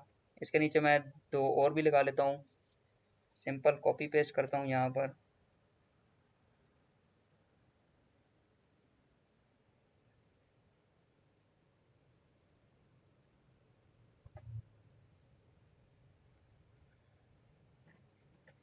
यहाँ अबाउट को भी इंपोर्ट कर लेते हैं और कॉन्टैक्ट को भी जो है वो इंपोर्ट कर लेते हैं। अब क्या हुआ, हमने राउट्स के इस कंटेनर के अंदर जो है वो राउट हमने डिफाइन कर दिए, मतलब इस एलिमेंट के लिए ये पाथ है, इस एलिमेंट के लिए ये पाथ है। मतलब लिंक के थ्रू जब हम इस पाथ के ऊपर, इस यूआरएल के ऊपर जाएंगे तो ये क्या करेगा, राउट्स वाला ये देखेगा कि पाथ क्या है। तो पाथ हमारे पास अबाउट का आ गया तो ये क्या कर देगा, हमारे पास अबाउट का जो है वो पेज जो है वो डिस्प्ले कर लेगा। अभी आप यहाँ पर देखें इस तरीके से हमने ये एलिमेंट्स लगाए हुए हैं, तो ये नहीं समझना कि पहले अबाउट आ जाएगा फिर कॉन्टैक्ट फिर अबाउट या फिर होम। ये हमने यहाँ पर राउट्स को डिफाइन किया हुआ है और ये सिर्फ तब ही डिस्प्ले होंगे जब हम इन पाथ्स के ऊपर अपने लिंक के थ्रू जो है वो आएंगे। वैसे नॉर्मली अगर यहाँ पर आप होम लगा लो, ठीक है, इसके नीचे आप जो है वो अबाउट लगा लो, तो क्या होगा, पहले होम डिस्प्ले हो जाएगा फिर उसके नीचे अबाउट भी डिस्प्ले हो जाएगा। लेकिन यहाँ पर ये काम नहीं हो रहा, यहाँ पर ये सिर्फ तब डिस्प्ले होंगे जब हम इन लिंक्स के ऊपर आएंगे। तो यहाँ से हम इसको करते हैं सेव और अगर अपनी वेबसाइट के ऊपर दोबारा से आएँ npm run dev करके, और ये होगी हमारे पास रीलोड। अब आप देख सकते हो सबसे पहले तो हमारे पास ये एक नैव बार टाइप जो हमने यहाँ पर बनाई है ये आ रही है, जिसके अंदर हमारे पास लिंक्स आ रहे हैं। अभी हमने इसको स्टाइल नहीं किया तो इस तरीके से दिख रही है हमें। होम पे हम लोग इस टाइम मौजूद हैं तो हमारे पास होम आ रहा है। जब मैं अबाउट पे क्लिक करूंगा तो आप देखो मेरा पेज जो है वो विदाउट रीलोड जो है वो अबाउट के अंदर आ गया है, और यहाँ पर हमारे पास यूआरएल भी जो है वो चेंज हो गया। हम लोग किसके अंदर आ गए हैं, अबाउट के अंदर आ गए हैं। अब मैं कॉन्टैक्ट पे क्लिक करूंगा तो आपने नोटिस करना है यहाँ पर हमारे पास पेज रीलोड नहीं होगा। यहाँ पर क्या होगा, कॉन्टैक्ट डिस्प्ले हो जाएगा, यूआरएल भी चेंज हो गया। तो यहाँ पर हमारे पास विदाउट रीलोडिंग जो है वो बेसिकली हमने डिफरेंट पेजेस के दरमियान में नेविगेशन कर ली। अगर हम प्लेन जो हमारे पास मेथड्स होते हैं जिस तरह एंकर टैग लगा के जो है वो करते हैं, तो उसमें क्या होता था, हमारे पास पूरा पेज जो है वो रीलोड हो जाता था। तो उसमें फिर हमारे पास परफॉर्मेंस इम्पैक्ट आता था, पेज पूरा रीलोड होता था। ऑब्वियसली जब हम, ये तो अभी सिंपल सी वेबसाइट है तो यहाँ पर पता नहीं चलता, लेकिन जब आप बड़ी हैवी एप्लीकेशंस वेबसाइट्स जो है वो बनाओगे तो क्या होगा, उसके अंदर जो है ना वो रीलोडिंग में टाइम लगेगा। तो ये बेसिकली एक परफॉर्मेंस, आप इसको ऐसे समझ लो कि आप इससे आपकी परफॉर्मेंस जो है वो बेहतर हो जाती है एप्लीकेशन की। मतलब विदाउट रीलोडिंग जो है वो आप पेजेस के दरमियान में स्विच करें। और ये बहुत सारी वेबसाइट्स आप यूज़ करते होगे उसके अंदर ऑलरेडी ये चीज़ें इंक्लूडेड हैं। जिस तरह इंस्टाग्राम के अंदर भी है, फेसबुक पे भी मैंने देखा है, यूट्यूब के अंदर भी देखा है। अगर डेस्कटॉप के अंदर आप यूज़ करो तो वो क्या करता है, विदाउट रीलोडिंग जो है वो हमारे पास यहाँ पर पेजेस के दरमियान में स्विच कर देता है। तो उसके लिए हम लोग क्या यूज़ करते हैं यहाँ पर, रिएक्ट राउटर डोम, जिसके अंदर मैंने आपको सबसे पहले तो इंस्टॉलेशन सिखाई, फिर मैंने आपको बताया कि इसको आपने जो है वो main dot J S x में इस ब्राउज़र राउटर के अंदर जो है वो रैप कर देना है। अगर आप चाहते हो कि ये सिर्फ आपके किसी स्पेसिफिक कंपोनेंट के अंदर आए ये वाला फीचर, तो आप क्या करोगे, उस कंपोनेंट में जाके, जैसे मैं चाहता हूँ कि सिर्फ और सिर्फ जो है वो होम के अंदर आए, तो होम का जो है वो मैं क्या कर लूँगा, रैप कर दूंगा ब्राउज़र राउटर के अंदर। और यहाँ पर इसको इंपोर्ट करना भी जो है ना आपने भूलना नहीं है। नेक्स्ट में आऊँगा app dot G S x में, यहाँ पर लिंक, राउट और राउट्स को इंपोर्ट कर लूँगा रिएक्ट राउटर डॉम से। लिंक्स हमारे पास क्या है, बेसिकली ऐसे समझ लें एंकर टैग्स हैं, जिसके अंदर हम लोग एच रेफ के अंदर, एच रेफ की जगह टू के अंदर हम लोग वो पाथ्स दे देते हैं जहाँ पर हमने नेविगेट करना है। और राउट्स एक कंटेनर है जिसके अंदर हमने ये राउट डिफाइन किए हुए हैं, और इसके अंदर हमने क्या किया है कि इस पाथ को इस एलिमेंट के साथ लिंक कर दिया, इस पाथ को इस एलिमेंट के साथ लिंक कर दिया है। ये तो हो गया हमारे पास सिंपल राउटिंग। अगर हम थोड़ा सा नेस्टेड राउटिंग की बात करें तो हमें यहाँ पर एक पेज अगर मैं बना लूँ डैशबोर्ड का,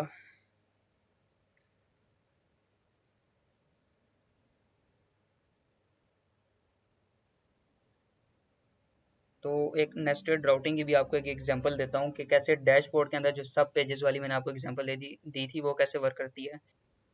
अच्छा, हम यहाँ पर जो है वो एक नया पेज बनाते हैं पेजेस के अंदर डैशबोर्ड का, dashboard dot J S x. और इन पेजेस के अंदर सब पेजेस हमारे होंगे बेसिकली। पेजेस के अंदर मैं क्या करता हूँ, फोल्डर एक क्रिएट करता हूँ डैशबोर्ड का, और इन डैशबोर्ड के अंदर जो है वो मैं सेटिंग, और यहाँ पर एक और फाइल क्रिएट करता हूँ प्रोफाइल की। ठीक है, यहाँ पर आर एफ सी किया, इसका प्रोफाइल का भी एक पेज बन गया, आर एफ सी किया हमारे पास, यहाँ पर सेटिंग का भी जो है वो पेज बन गया। अब मैं अगर डैशबोर्ड के अंदर आऊँ, यहाँ पर इसके अंदर भी आर एफ सी करूँ, और यहाँ पर मैंने क्या करना है, बेसिकली इन दोनों पेजेस के अंदर भी जो है वो राउटिंग करनी है। तो वो अब मैं कैसे करूँगा, डैशबोर्ड के अंदर यहाँ पर app dot J S x के अंदर फिर से आएंगे यहाँ पर, और यहाँ से मैं जो है ना ये मैं नैव बार यहाँ से कॉपी कर लूँगा, बल्कि मैं ये पूरा डिव जो है ना ये कॉपी करूँगा,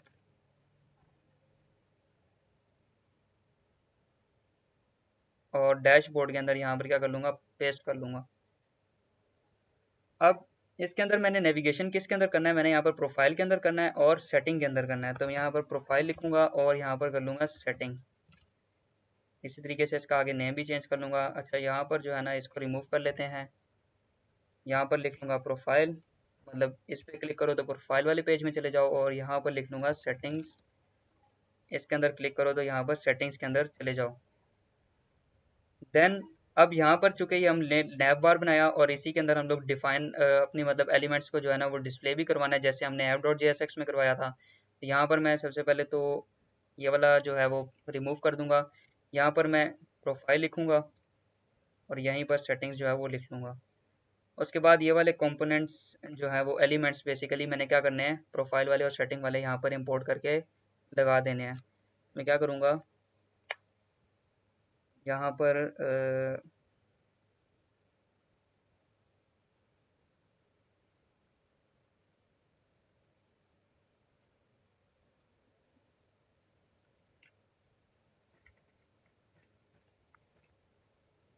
प्रोफाइल वाला यहाँ पर हमने कंपोनेंट कॉपी कर लिया, प्रोफाइल डॉट JSX, और यहाँ पर हम लोग करेंगे सेटिंग्स वाला।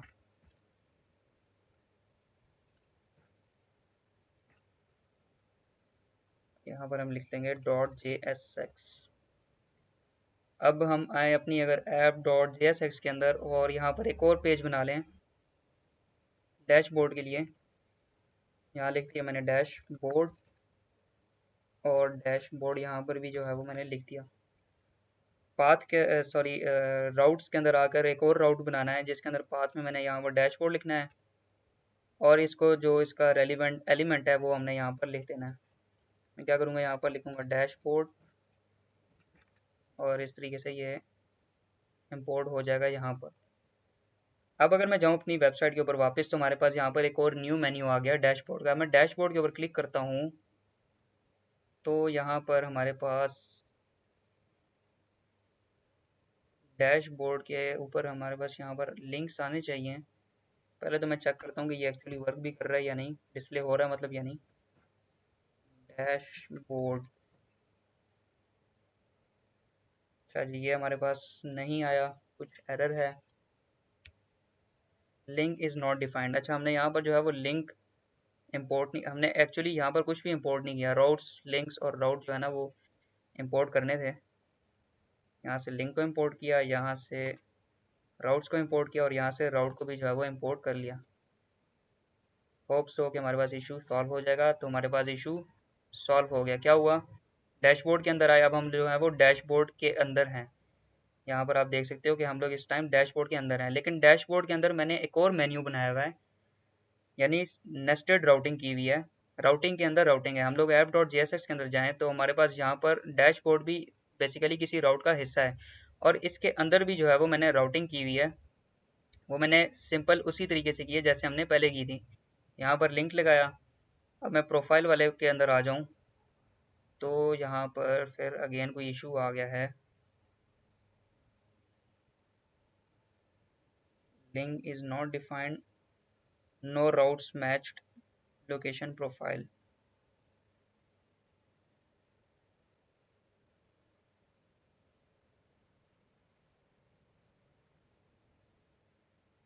अच्छा जी, ये कुछ नेस्टिंग का इशू आ गया, मैं इसको सॉल्व करता हूँ पहले। अच्छा जी, इशू हमारे पास क्या है यहाँ पर, सबसे पहले तो हम कर रहे हैं नेस्टेड राउटिंग। तो यहाँ पर हमने क्या करना है, लिंक्स के अंदर ये वाला स्लैश हमने यहाँ पर नहीं लगाना, ये हमने किसी और जगह पे लगाना है। और यहाँ पर जो पाथ है उसके अंदर भी यहाँ पर स्लैश नहीं लगाना, ठीक है। ये हमने स्लैश कहाँ पर लगाना है, जहाँ से हम लोग इसके अंदर बेसिकली नेस्टिंग कर रहे हैं, वो हम लोग कर रहे हैं कहाँ पर, ऐप के अंदर। अगर हम ऐप डॉट JSX के अंदर आ जाएं तो यहाँ पर जो डैशबोर्ड का लिंक है हमने इसके आगे जो है वो एक स्लैश लगा देनी है, यानी इसके अंदर जो है वो सब राउट्स भी एग्जिस्ट करते हैं जो कि हम इस स्लैश के थ्रू एक्सेस करेंगे। तो जैसे ही हम इनके अंदर जो मौजूद सेटिंग्स और प्रोफाइल्स वाले कंपोनेंट्स हैं उसके पाथ के अंदर आएंगे, तो क्या होगा, वो उसके पीछे एक स्लैश यहाँ से लग जाएगी ऐप डॉट JSX में यहाँ से, और उसके आगे जो है हमारे पास उसका पाथ जो है वो आ जाएगा। अगर हम डैशबोर्ड के अंदर जाएं तो यहाँ पर उसके आगे ये वाला पाथ लिखा आ जाएगा। अगर हम दोबारा से डैशबोर्ड के अंदर आ जाएं, प्रोफाइल के अंदर आएँ, तो अब आप देख सकते हो कि हमारे पास करेक्ट जो है वो हमारे पास यहाँ पर इसका URL आ रहा है, लेकिन यहाँ डिस्प्ले कुछ नहीं हो रहा क्योंकि मैंने इसके अंदर कुछ शायद लिखा ही नहीं है। अच्छा, यहाँ पर प्रोफाइल के अंदर प्रोफाइल लिखा हुआ है, सेटिंग्स के अंदर सेटिंग्स भी लिखा हुआ है, जो कि यहाँ इस टाइम डिस्प्ले नहीं हो रहा। तो URL तो हमारे पास करेक्ट आ गया है, लेकिन अब no routes matched location dashboard profile, अब ये एक और एक इशू है, इसको भी सॉल्व करते हैं। अच्छा जी, इशू हमारे पास छोटा सा था, वो क्या था, हमने यहाँ पर स्लैश के बाद एस्टेरिक जो है ना वो भी लगाना होता है। ये जो मल्टीप्लाई का साइन होता है ये कैसे आता है, ये आप शिफ्ट दबा के जब अपने कीबोर्ड के ऊपर 8 दबाएंगे तो ये वाला साइन जो है वो आ जाएगा, मल्टीप्लाई वाला बेसिकली ये साइन है। इन शॉर्ट अगर मैं बताऊँ, थोड़ा सा यहाँ जूम भी कर लेता हूँ, आपको समझ आ जाएगा ये कौन सा साइन है। मैंने यहाँ पर ये साइन नहीं लगाया था। अब इसके बगैर बेसिकली होता क्या है कि रिएक्ट का जो राउटर है वो ये वाला यूआरएल तो मैच कर लेता है, ठीक है, और ये वाला यूआरएल मैच करने के बाद हमारे पास डैशबोर्ड जो है वो डिस्प्ले हो जाता है। क्यों? क्योंकि जब हम डैशबोर्ड पे आते हैं तो ये वाला यूआरएल मैच हो गया इस पाथ के साथ, ये वाला पाथ बेसिकली यहाँ से इस लिंक के साथ मैच हो गया तो उसने वो डिस्प्ले कर दिया। लेकिन जब हम इसके अंदर प्रोफाइल में आते हैं तो इसके बाद जो हम कुछ भी अगर इसके आगे लिखते हैं, जैसे कि हम इसके आगे डायनेमिकली जो है ना वो पास कर रहे थे क्या, प्रोफाइल और सेटिंग्स वाला लिंक। अगर हम यहाँ पर डैशबोर्ड के अंदर आए तो यहाँ पर हम प्रोफाइल और सेटिंग्स जो है वो इसके आगे इस तरीके से पास कर रहे थे, स्लैश लगा के प्रोफाइल और सेटिंग्स। लेकिन वो चीज़ हम लोग एस्टेरिक के बगैर नहीं कर सकते, क्योंकि यहाँ पर जब हम एस्टेरिक नहीं लगाएंगे तो रिएक्ट राउटर क्या करेगा, वो सिर्फ और सिर्फ जो है वो इतनी चीज़ को मैच करेगा, ये मैच हो गई ठीक है, डिस्प्ले हो गया, लेकिन इसके बाद हम कुछ भी लिख लें वो उसको मैच जो है वो नहीं करेगा। तो हमने रिएक्ट को बताना होता है, रिएक्ट राउटर को, कि ये तो चलो ठीक है, ये तो मैच हो ही रहा है, लेकिन इसके बाद यहाँ पर हम कुछ भी अगर डालें और वो भी मैच हो तो वो चीज़ भी जो है वो डिस्प्ले होनी चाहिए। तो ये जब हम डीपर नेस्टिंग करते हैं, मतलब हम लोग यहाँ पर बहुत सारी नेस्टिंग करते हैं लिंक्स की, तो उसके लिए हम लोग यहाँ पर एस्टेरिक भी लगाते हैं कि ये तो मैच हो ही, लेकिन इसके बाद लिखने वाला यहाँ पर कुछ भी लिंक हो, जैसे प्रोफाइल के लिए प्रोफाइल लिंक लिखा हो, सेटिंग्स लिखी हो, तो वो भी जो है वो मैच करो और उसको डिस्प्ले कर दो। तो जब हम यहाँ पर एस्टेरिक लगाया, प्रोफाइल के अंदर आएंगे तो अब आप देख सकते हो हमारे पास डैशबोर्ड के अंदर प्रोफाइल भी आ रही है, सेटिंग्स भी आ रही हैं। तो हमने यहाँ पर क्या किया, होम के अंदर गए तो होम आ गया हमारे पास, अबाउट के अंदर गए तो अबाउट भी आ गया, कॉन्टैक्ट के अंदर गए कॉन्टैक्ट आ गया, और ये सब किस तरह हो रहा है, हमारे पास हो रहा है विदाउट रीलोडिंग। डैशबोर्ड के अंदर आए तो इसके अंदर हमारे पास मजीद कुछ पेजेस हैं, प्रोफाइल के अंदर आए तो हमारे पास यहाँ पर जो है वो प्रोफाइल भी शो हो गई, सेटिंग्स के अंदर आए तो सेटिंग्स यहाँ शो नहीं हुई। अब सेटिंग्स में क्या इशू है, सेटिंग्स के पाथ में कोई इशू नहीं है कहीं, सेटिंग्स सेटिंग्स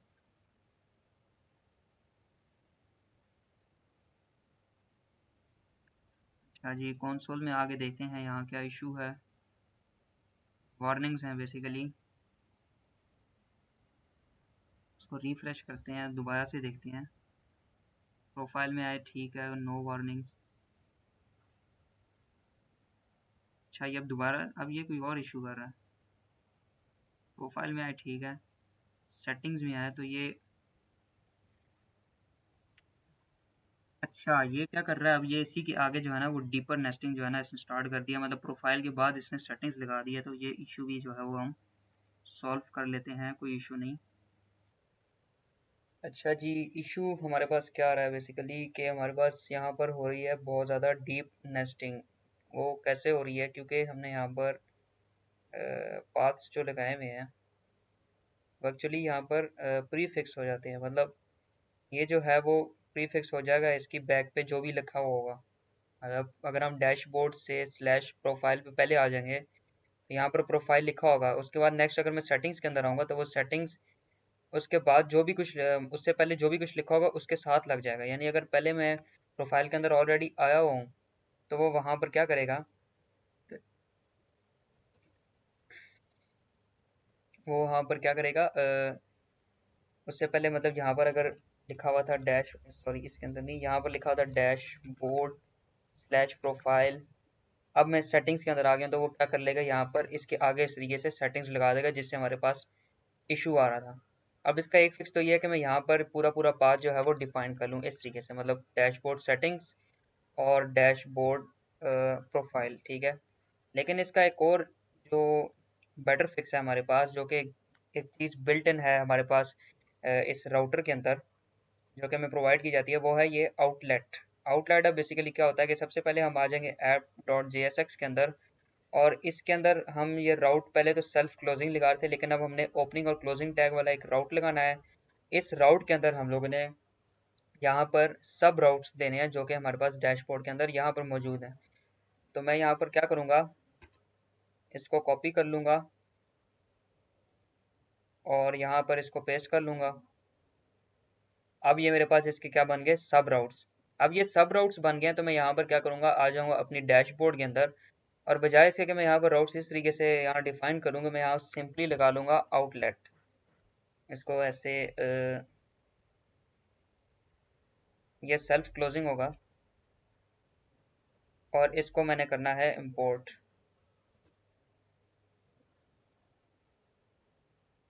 अब यहाँ पर मैंने क्या कर लिया, इसको इंपोर्ट कर लिया। अब मुझे राउट और राउट्स की ज़रूरत नहीं है यहाँ पर, तो मैं इसको क्या कर लूँगा, यहाँ से रिमूव कर दूंगा। और जो भी मेरे पास यहाँ पर सब राउट्स होंगे, यानी चाइल्ड राउट्स होंगे इस डैशबोर्ड के, जो कि मैंने यहाँ डिफाइन किए हैं इसके अंदर, अब वो मेरे पास यहाँ पर करेक्टली जो है वो डिस्प्ले जो है वो हो जाएंगे। अगर मैं इसको रिफ्रेश करूँ, इसका पाथ यहाँ से चेंज करते हैं। ओके, ये वर्क क्यों नहीं कर रहा।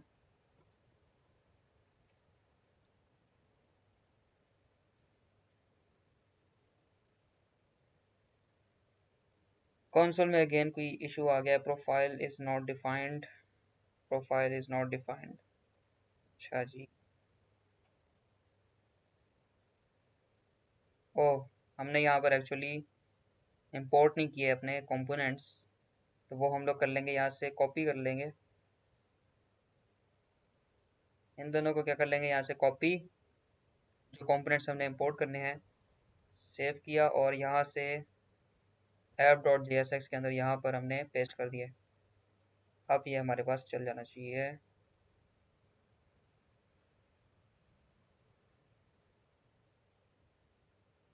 अच्छा, यहाँ पर पाथ का भी थोड़ा सा चेंज आ गया, क्योंकि app.jsx जो है ना वो अ, ये हमारे पास ओपन फोल्डर में पड़ी हुई है, जबकि हमारे पास यहाँ पर पेजेस के अंदर, डैशबोर्ड के अंदर अंदर जो है वो अलहदा से प्रोफाइल और सेटिंग्स के पेजेस बने हुए हैं। तो मैं क्या करूँगा, यहाँ पर इस सारे को रिमूव करना पड़ेगा एक्चुअली, और यहाँ पर पेजेस के अंदर आऊँगा, पेजेस के अंदर डैशबोर्ड के अंदर आऊँगा, और यहाँ पर मैं profile dot G S x select करूँगा, तो मेरे पास इस तरीके से ये वाला पाथ जो है वो आना चाहिए।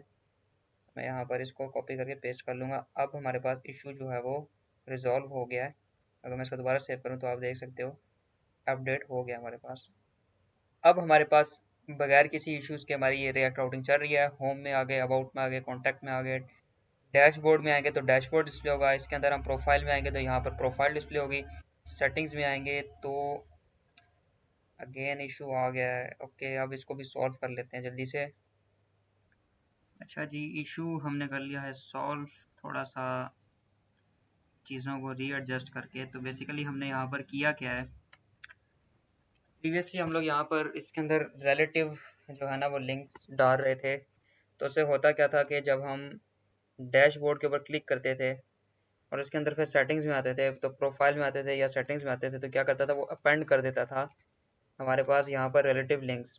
प्रोफाइल से जब मैं सेटिंग्स में जाता था तो वो इसके अंदर अगेन वो पाथ जो है वो अपेंड कर देता था, तो हमारे पास पाथ कुछ इस तरह से बन जाता था, जिससे हमारे पास इश्यूज आ जाते थे।